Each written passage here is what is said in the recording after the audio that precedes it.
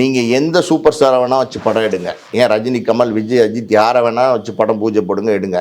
இந்த படம் ஷூர் ஷாட்டுன்னு நீங்கள் சொல்லி டே 1ல் பூஜை அன்னைக்கு சொல்லி விளம்பரத்துக்காண்டி சொல்லுவாங்க, அது வேற. சொல்லி ஷூர் ஷாட் அடித்த படங்கள் அப்படின்னா ரொம்ப ரொம்ப கம்மியாக இருக்கலாம், 1-2 இருக்கலாம், புரியுதா உங்களுக்கு? ஆனால் பொதுவான படங்கள் நம்ம என்ன நினைக்கிறோமோ அதை மீறி ஆடியன்ஸ் எப்படி ஏற்றுக்கிறாங்கிறதுல ஒரு விஷயம் இருக்குது.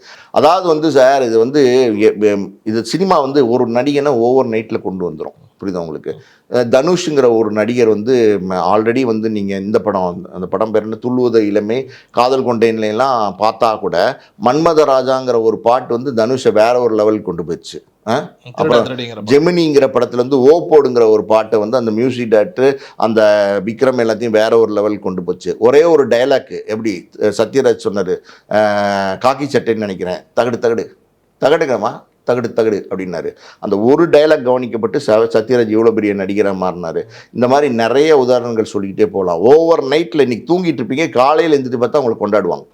அதான் சினிமா, தட் இஸ் மேஜிக். அந்த மேஜிக் வேறு எங்கேயுமே நடக்காது, சினிமாவில் நடக்கும். அதனால் இந்த 20 நாளைக்குள்ளே அவங்கள எல்லா டிஃபிகல்ட்டிஸையும் முடிச்சிருக்கிறதுக்கான சந்தர்ப்பங்கள் போதும், இந்த கால அவகாசங்கள். ஏன்னா படம் ஆல்ரெடி பொங்கலுக்கு வரதா இருந்துச்சு. ஸோ இப்போ பொங்கலுக்குள்ளே அந்த படம் ரெடி பண்ணியிருப்பாங்க, சென்சாரும் ஆயிடுச்சு. மீதி இருக்கிற காலம் ஒரு 20 நாள் இருந்திருக்கு. அது தாராளமாக போதுமான காலகட்டமாக இருந்திருக்கும். அந்த நெருக்கடியை எப்படியாவது சரி பண்ணியிருப்பாங்க. அது இப்போ வெளியில் வருது.